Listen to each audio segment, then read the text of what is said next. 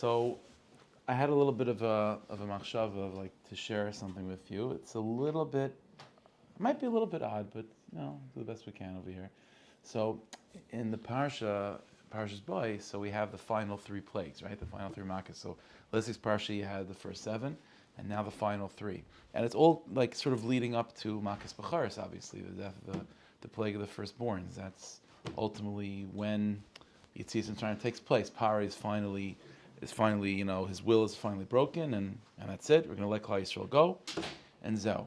Now, there's a very interesting dynamic when it comes to Makas Becharos, and it seems that there's a lot of opposites, like a tug of war, I guess, an emotional tug of war going on during Makas Becharos, and because of what was going on at that time and the conflict between two emotions, as I'll explain in a second, at that time, that has an effect going forward in every Pesach, really, because Pesach, we know Pesach night is the night of Makas Bechoros.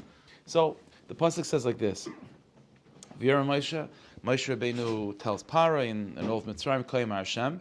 So says Hashem, Kechatzos halayla ani yotzei b'soich Mitzrayim. Right at midnight, I'm going to go out amongst Egypt, says Hashem. Umeis kol b'char be'eretz Mitzrayim b'char Para yeshval kisai, and all firstborns of Egypt will die, from Para's firstborn all the way till the maidservants, b'char behema, all animal firstborns, and so on. And there's going to be such a scream, such a terror, such a fear in Mitzrayim. Never such a thing before and after, that the pachad and the fear that's going on. That's on the one side. And at the same time, for Klal Yisrael, there's not going to be any dread and any fear, even the simple fear of a dog barking at you, which normally, if you're not ready for it, jolts you a little bit. Even that won't happen.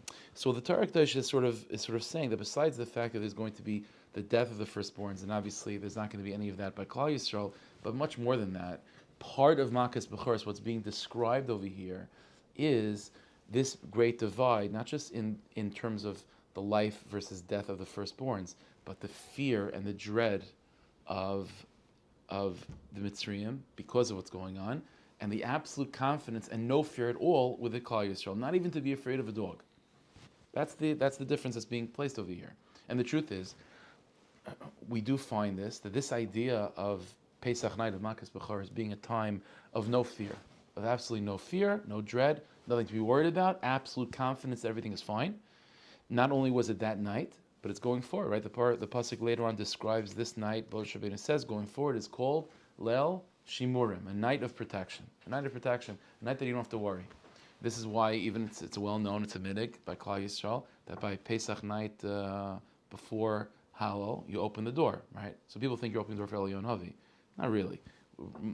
According to most opinions, what you're doing is showing your confidence that the door could be open and you're not worried about anything going on. It's Lo Shimurim, Pesach night. The minig is you have to say Kriya Shema every night before you go to bed, but the whole lengthy version of Kriya Shema Lamita, which is about davening and asking Hashem to protect you when you're in that vulnerable position of sleeping, you don't do that Pesach night because Lo Shimurim, we're absolutely confident.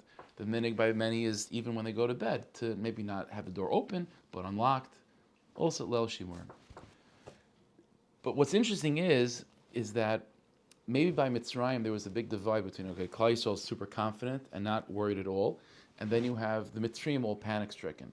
But the truth is, what's interesting is that even within Klal Yisrael, with the fact that they were told to be confident and secure, it's a night of protection, no dogs are going to bark, but we do find that there's an element of fear. There's an element of real nervousness. The pasuk says that Moshe Rabbeinu tells the Jewish people, don't leave your houses, Pesach night. Don't leave your houses. Why? Because, as Chazal say, Al Yetzis Mipesach Beis Ad Boker, don't leave your house. Why? So Chazal say, because the Malach HaMavos is out there, and once the Malach HaMavos is given permission, like when there's a Magefa going around, Shuv Ein Mavchin, Bein Tadik L'Rasha. Malach HaMavos doesn't see the difference. Everyone is susceptible. You have to be nervous. Stay inside. So now that's an interesting thing. So that means that the Jewish people staying inside their homes was a symbol, was a reflection of being worried. Of like, can't get. If I step out the door, who knows what's going to be? So I'm staying inside to be protected. On the other hand, what's interesting is what were they doing inside? What they're doing inside is sitting down like kings, leaning, and drinking 4 cups of wine. Whatever. Maybe I don't know if Chazal were misakin it at that point yet, but the eating Karban Pesach, singing Hallel. Chazal say that when they ate the Karban Pesach, the sound, the singing of Hallel, like literally broke the roofs. Hilula Paki Igra, the Gemara says. So it's such a strange thing. So on the one hand, I'm staying inside because if I step out the door, everything's going to be falling apart, and I'm worried about that, so I'm staying inside.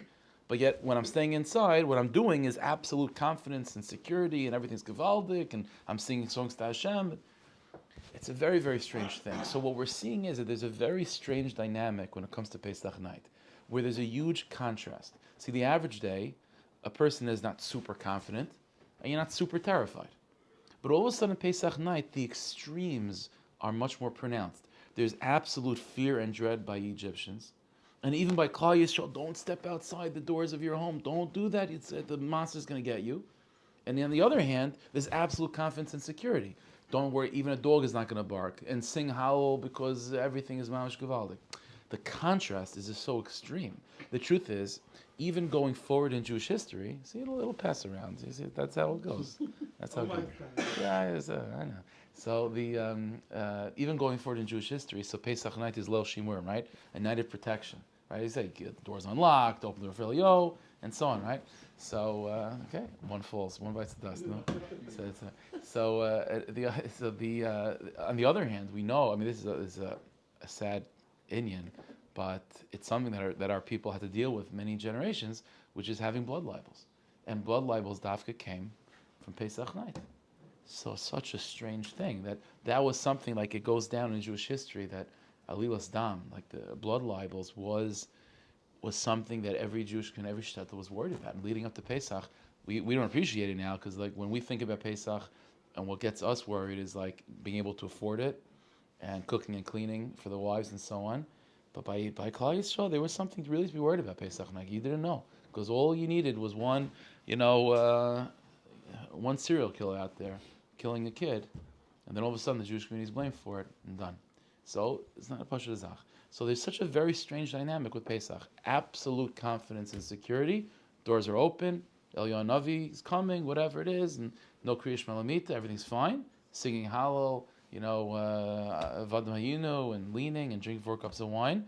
But at the same time, in the back of the mind, absolute dread and fear that who knows what's going to be, because of blood libels. So the contrast, that's the question over here. The average day, I'm not super confident and not super terrified. It's a regular day. All of a sudden, Pesach night, there's this dynamic of absolute extremes, absolute confidence with absolute dread. So how do we make sense of it? Okay, so the idea is as follows. It's to explain this. There are 2 steps. There's 2 steps we need to understand. Step number 1. We know that Klal Yisrael are in Egypt, right? The slavery was 210 years, right? That we know, 210. Now, going back though, when Avram Avinu was told about Galus Mitzrayim, he was told it's going to be 400 years. Does it work out? So there's a number of different explanations, but one basic explanation is that the exile technically began with the birth of Yitzchak Avinu. Yitzchak Avinu was born. Technically, when Hashem said to Avram, your children will be in a land that's not theirs, okay, that's kind of open-ended and vague. So technically, Yitzchak is his children, and he's in a land that's not his, because the guy, Canaan was still in control of Eretz Yisrael. So officially, Galus Mitzrayim begins then. So you have to understand, that's not just a way of Hashem lightening the burden of exile, that instead of it being slavery for 400 years, we'll count it from Yitzchak. In a deeper level, what the meaning of that is that on some level, the entire purpose of Galus Mitzrayim is in order to clarify and to really perfect what Yitzchak Avinu means. The fact that Galus kicks in immediately upon the birth of Yitzchak means that whatever Yitzchak Avinu represents in Yiddishkeit needs working. It needs to be worked through. It needs clarification. And the process of clarifying Yitzchak Avinu was what Galus Mitzrayim is. And at the end of the day, at the end of Galus Mitzrayim, what emerges is what? What emerges is a purified, clear, vision of what Yitzchak Avinu means, and that part of the Jewish soul that's called Yitzchak Avinu. And that's why the Golus begins with Yitzchak. So what does Yitzchak Avinu mean? So we all know that Yitzchak Avinu represents Yiras Hashem. Yiras Hashem. When Avram Avinu, is willing to sacrifice Yitzchak, right? So that place that he did it was in the Har HaBayis, and he says, as a result of him connecting to Yitzchak Avinu in that way, and to really bringing out the Mesiras Nefesh of Yitzchak Avinu, he calls the place Yerushalayim, Yira Shalem, complete fear, wholesome, perfected fear. That's what Yerushalayim means. So Yitzchak Avinu means Yiras Hashem, which means that in a certain level, the entire purpose of Golus Mitzrayim is to clarify and to refine this inyan that's called Yiras Hashem. And at the end of Golus, what is supposed to emerge out of Egypt is God-fearing Jews. God-fearing Jews. And only Yidden that are now God-fearing, that are Yarei Shemayim in the truest, wholesome sense of the word, are now able to stand by Har Sinai 7 weeks later to receive the Torah. And the Torah is given to us, Mipi HaGevura. Mipi HaGevura, from the mouth of power. Gevura is always a code word for Yitzchak, for Yira. So all of the Torah is also only given to people that are embodying that quality of Yira. That's what Torah is about. Torah is only able to be received by people that are considered to be Yarei Shemayim. You can only learn Torah from a Jew that's a Yarei Shemayim. So what does it mean, Yira? And again, let's understand, if Golus Mitzrayim is about clarifying this point and the completion, and it's all culminating at this moment of Makas Bechoros, then it must be that somehow contained in there is a moment of clarification. So let me share with you an idea that we find from Rav Kook. Rav Kook explains like this. He says that whenever you have something that needs to be refined, the process is following. It always follows the following method, or the following process, which is, let's say I have a cup of water. Let's say a cup of water that's a saltwater solution, right? So it's salt water. It's not super salty, but it's not super delicious either. What do I want to do? I want to refine the water. In other words, I want to separate the pure water from the unwanted salt. Okay, so that's what I do. So I have certain methods and sifting processes, whatever, in order to separate the water from the salt. As I do that, then some of the water that I begin to separate becomes pure, right? And whatever remains behind actually becomes saltier, right? Because whatever remains behind is even more concentrated with salt. So the Sorach Dashim explain an interesting phenomenon, that when you have something that's unrefined, that's not worked through, it's kind of neutral. But in the process of your sifting through that inyan and clarifying the inyan, then you now at some point develop two extremes. One, absolutely pure, clean water, which is absolutely delicious. And on the other side, absolutely terribly salty, whatever water remains. So here's the idea. What does Yiras Hashem mean? Yiras Hashem, when a person is brought into the world and they have a midah inside of them, a character trait inside of them that's called Yira, that's like salt water. There's some quality in that that's healthy, that's good, that's called Yiras Hashem, and there's salt in there that's unrefined.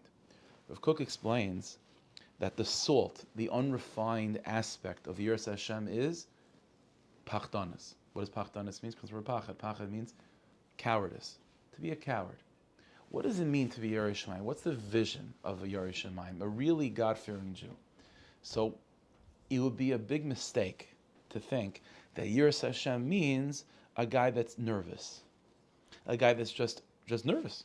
So some people are nervous of the government coming in the middle of the night and doing whatever.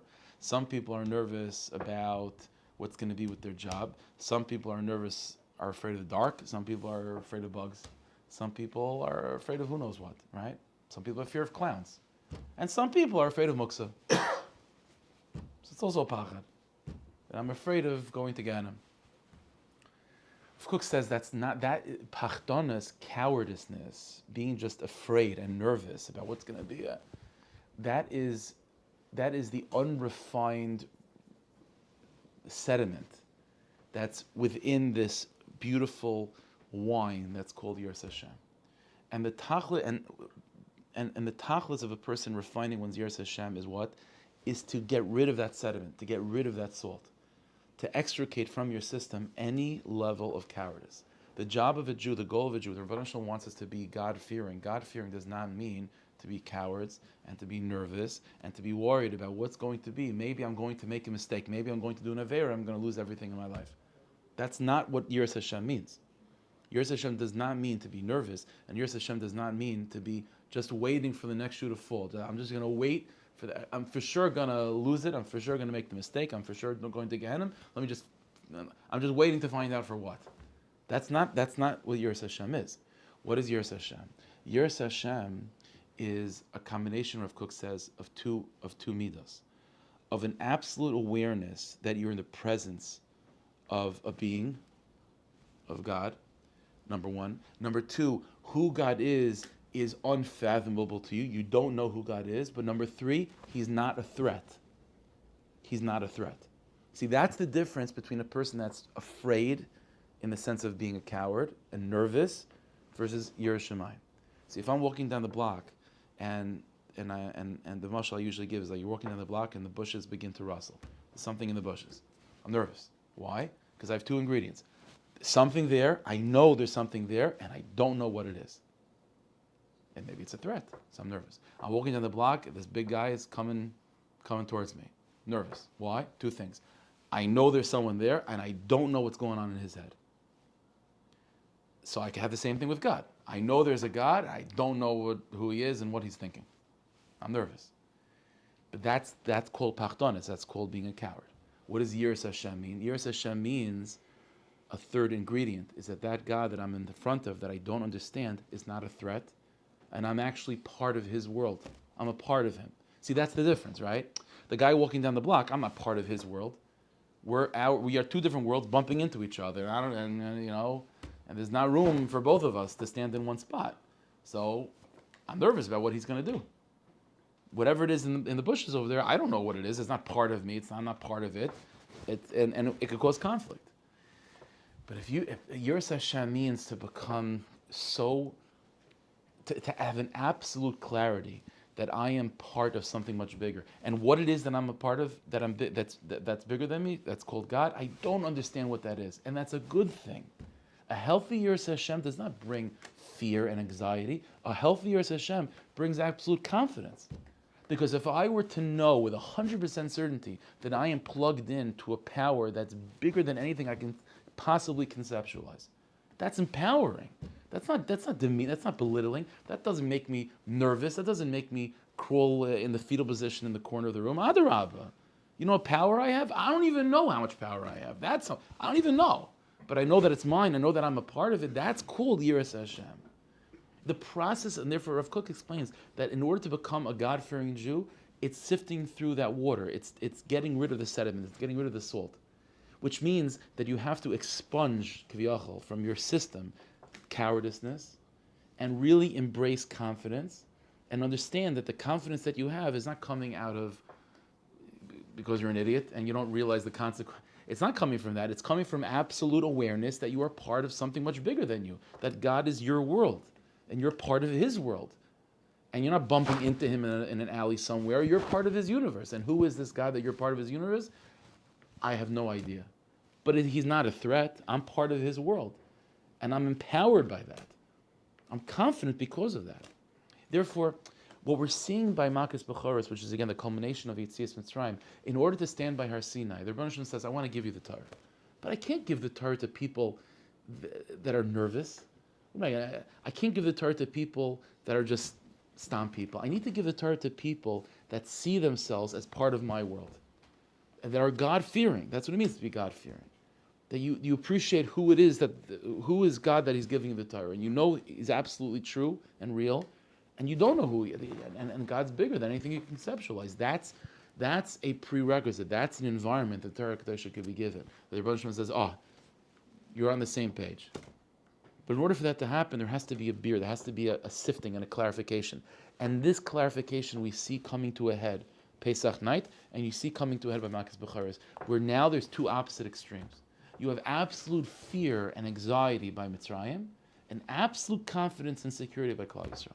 And even within Klal Yisrael, you have this dynamic of, on the one hand, the doors are unlocked, and the other part of the brain, you're absolutely nervous about what's going to be tomorrow.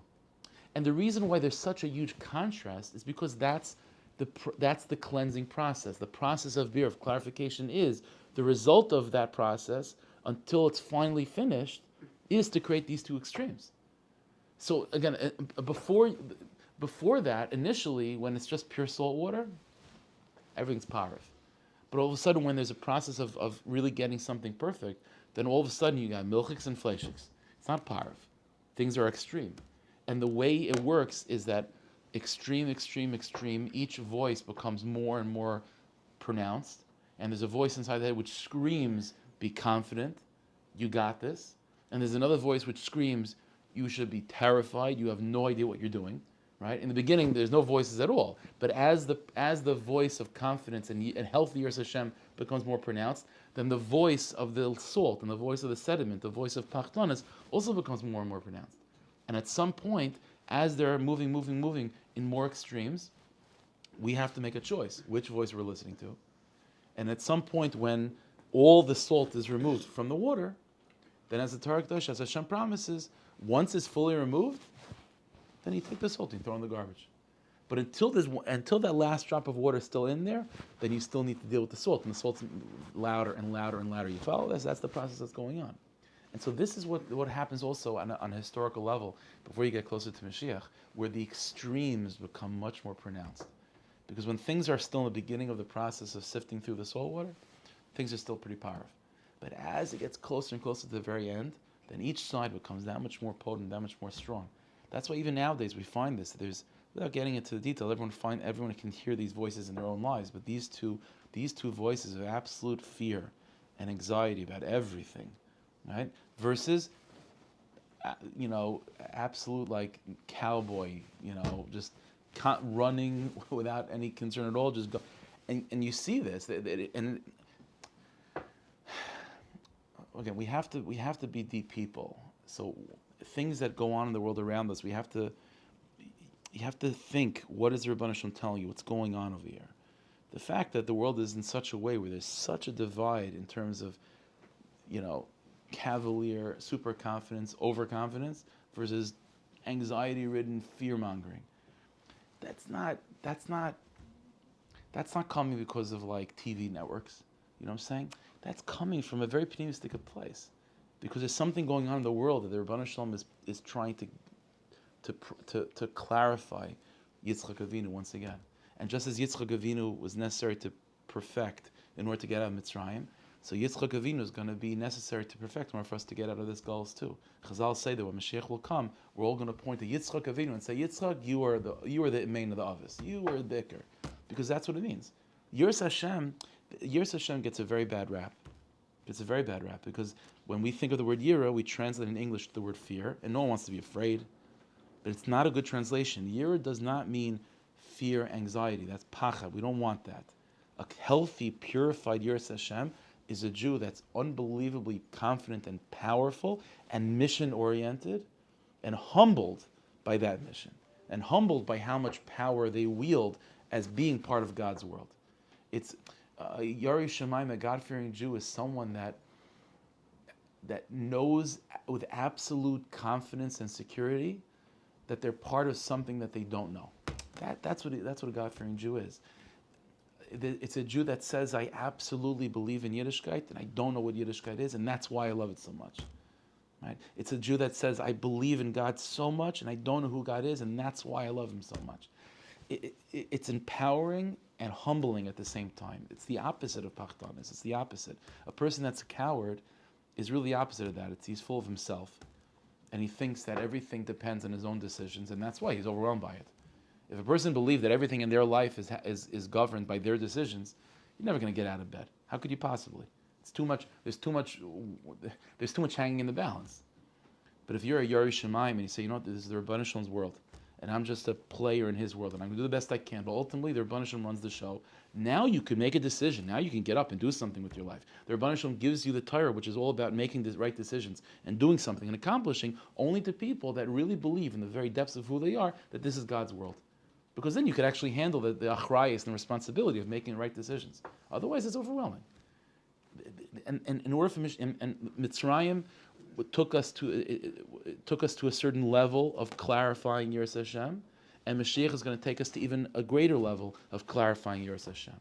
And the catharsis of Golus is this process of really sifting through and getting to that nakuda, that purified water of what God-fearing Jews look like and what Yiras Hashem really is. And the more the process goes on, the more there's a contrast of this divide of the purified water versus the unrefined water that's still very, very salty. And so as the process goes on, you'll have some people with absolute confidence and some with absolute worry. And the people that have the confidence have to realize what they should, where their confidence should be coming from. And the people that have the worry should realize where their worry is really coming from. And this is the process of the Yerurim. So, a person has to be able to really figure out, to clarify within their own lives what Yiras Hashem is, and to really get to that place of Yiras Hashem. And I've mentioned this verse before just to finish off. You know that the Ishbitzer said this. He says that at the beginning of Parshas Shmos, when the midwives, Shifra and Pua, so they saved the Jewish babies, right? It says in Pasuk that they didn't listen to Parai. They feared the word of Hashem. They had Yiras Hashem. And Hashem says, as a result of that, V'yaslam batam, Hashem made them houses. So the Rashi says it means that they had good yichas coming from them, Malchus and Leviah. But the Ishbitzer said the meaning of that is, on a deeper level, is that a bias means a place that you're confident and secure and comfortable. That's what a says, right? When you're away from home, that's when you're a little bit uneasy. In your home, you can be yourself, you can be confident, secure, you're protected, everything's fine at home. It says in Pasuk that when the midwives had true, authentic Yiras Hashem, the Pasuk says, and how do I know they had Yiras Hashem? How do I know that what they were experiencing was real Yiras Hashem? V'yaslam batam, because it resulted in Yeshua Das. It resulted in a feeling of sense and peace and serenity. Said the Ishbitzer, if a person feels Yiras Hashem and it results in nervousness and feeling unsettled, that's not Yiras Hashem. There's a lot of salt in there. There's a lot of pachtanis in there. But a real healthy Yiras Hashem actually results in Yeshua Das. Hashem should help us. We should be zocheh to be confident Yidden and have the confidence because of Yiras Hashem, not stam out of. You could have people that are confident because they're just not thinking, right? That's also confident, right? You're not thinking about consequences. That's also ridiculous. The main thing why you should have confidence is through Yiras Hashem. That I know what's hanging in the balance, but it's not my decision. It's the Rebbeinu Shalom's world that I'm a part of, and he's bigger than me, and he knows better than me, and I don't even know. I can't understand what's going on in his brain because he's God. And that gives me confidence.